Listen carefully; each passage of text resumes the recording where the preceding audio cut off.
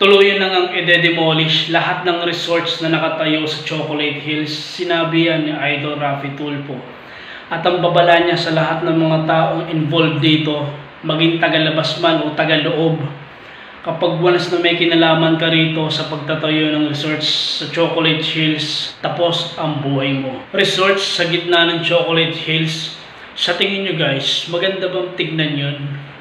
Alam nyo, ang Chocolate Hills, ang isa sa pinakamagandang tourist spot natin dito sa Pilipinas. Yun na nga lang yung tanging may pagmamalaki natin sa ibang bansa eh. Kapwa lang Pinoy, sinira lang nila ng ganun-ganun lang. Nakakalungkot lang kasi only in the Philippines na gumawa lang ng ganun. May nakita ka ba sa ibang bansa na gumawa ng ganun mismo? Na nagtayo ng resorts sa gitna nun? Siniguro ni Idol Raffy Tulfo lahat ng may pananagutan dito, panigurado may kalalagyan sa kanya. Galit na galit siya nung sinasabi niya sa press conference. Posibleng walang kinalaman dito ang LGU o kaya naman ang DENR, di ba? May bayarang na nangyari dito, posibleng wala eh. Biruin mo, Chocolate Hills yan guys, Chocolate Hills. Napakagandang lugar niyan. Panahon pa lang ng mga ninuno natin, inalagaan na yan, di ba? Napakaganda niyan. Tapos tayong bagong henerasyon, sisirain lang.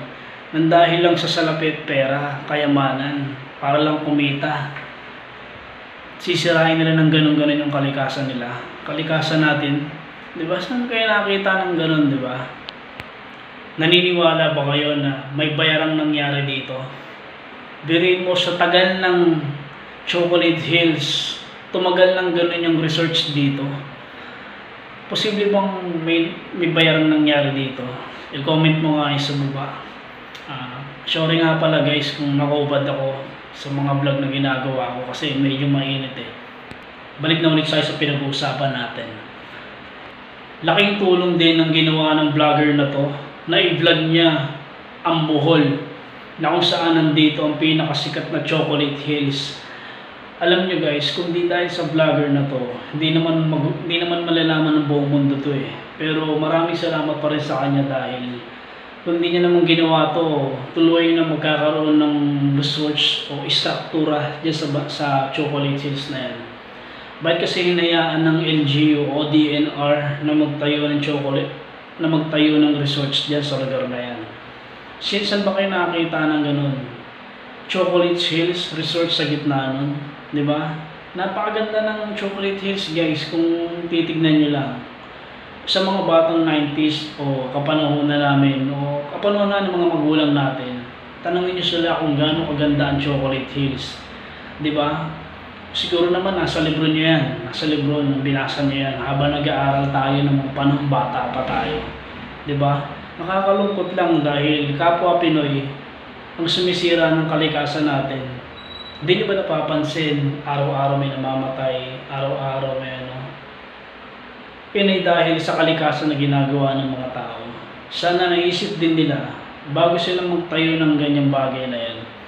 Panahon pa lang ni Fidel V. Ramos, pinagbabawal na ang maglagay ng istruktura dyan sa Chocolate Hills. Pero bakit may nakalusot? Diba? Bakit may nakalusot sa lugar na yan? Sa tagal ng Chocolate Hills, posibleng walang may alam na gumawa ng construction dyan.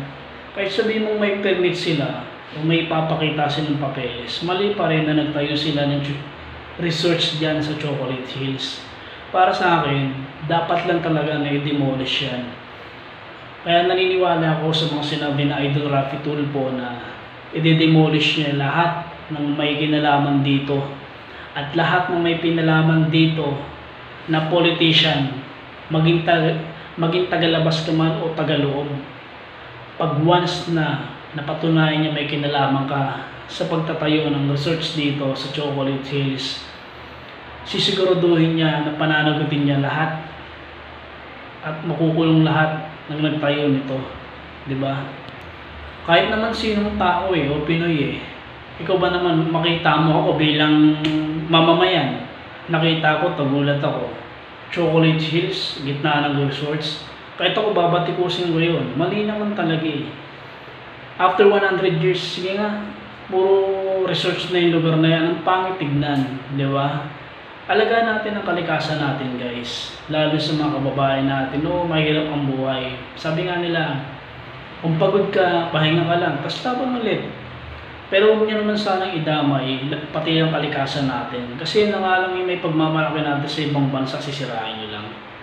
Sana bago kayo gumawa ng isang bagay o hakbang, isipin nyo muna kung ano yung magiging impact nito sa mga tao. Kung ano ba yung magiging resulta niyan. Katulad niyan, nung lumabas yan sa social media at may isang vlogger na gumawa niyan at nag-vlog, di ba puro batikos ang nangyari? Nakakalungkot lang dahil yung mismong seaman na nagpatayo ng research na yun, ang laki ng ginastos niya, mauwi lang sa wala. Pero sana naman, bago ka gumawa ng isang research, siguraduhin mong tama lahat at wala kang nakapakan tao. Kasi ang Chocolate Hills, isa yan sa pinakamahal na mga Pinoy at kilalang kilala yan sa buong mundo, hindi lang sa atin dito sa Pilipinas. Biruin mo, nakapag-produce sila ng ganun, nakakapag-open sila, wala naman silang lupa dun, wala naman silang permit, paano tumagal ng ganun? Di ba ibig sabihin, may bayarang nangyari dito, may suho lang nangyari, malamang sa malamang DNR may pakana dyan, posibleng wala yan. Para sa akin, may bayarang nangyari dyan. Kung DNGU, DNR. Halos lahat ng Pinoy ay nagkukutuban May bayarang nangyari. So yun, sana Idol Rafi Tulfo, sana siguraduhin mo na madidemolish lahat ng research dyan sa Chocolate Hills. Maraming salamat sa Idol Rafi Tulfo. Shoutout sa iyo. Sana marami ka pong matulungan ng mga Pinoy. Kung nagustuhan mo to, i-like at mag-subscribe ko na sa channel natin. God bless.